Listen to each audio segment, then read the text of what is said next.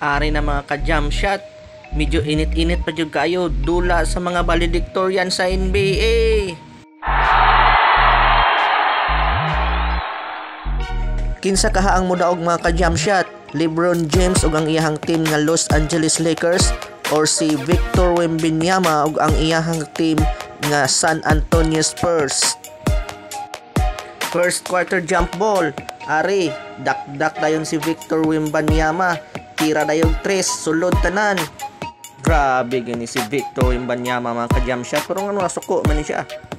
Pata para ba ni? Nya high blood na. Ari, LeBron James dribbling the ball.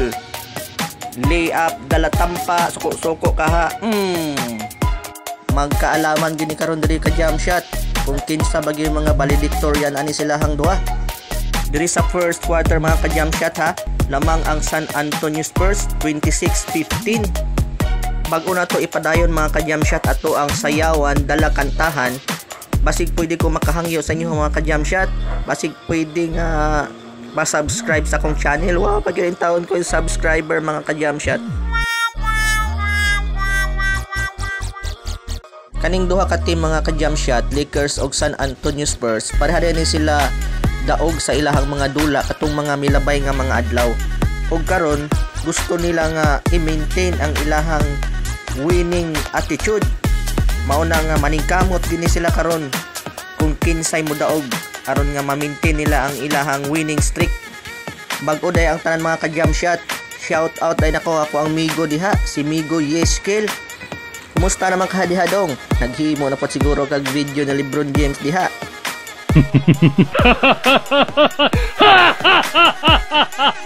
Makita ginato mga ka-jump shot ba nga kining duha ka team gapaningkamot gini sila umpisa pa lang sa season. Bakbaka na kailang mga dula. Si LeBron James gusto niya nga before siya mo retire makakuha pa siya og isa pa ka championship kauban sa iyahang anak nga si Bronny James. Og si Victor Wembanyama man pod gusto niya nga sa iyang edad nga 20 makakuha na siya og championship. Mao nga silang duha maningkamot gyud umpisa pa lang sa season mga ka-jump shot. Diri day nga game mga ka-jump shot, nakakuha na po di ay si LeBron James diri og history record.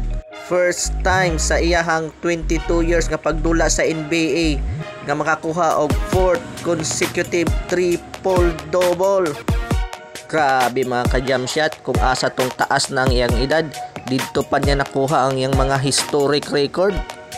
Nangulikta gini og mga record si LeBron James mga ka-jump shot ba. Iyaha siguro ning i-post dito sa museum.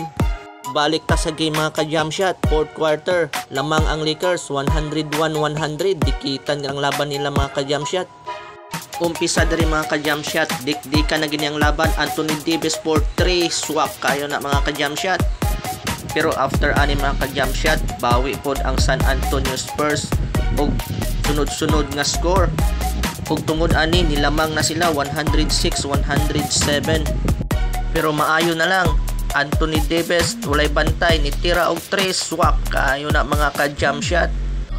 Og sa ulahi, daog ang Los Angeles Lakers sa score nga 115-116.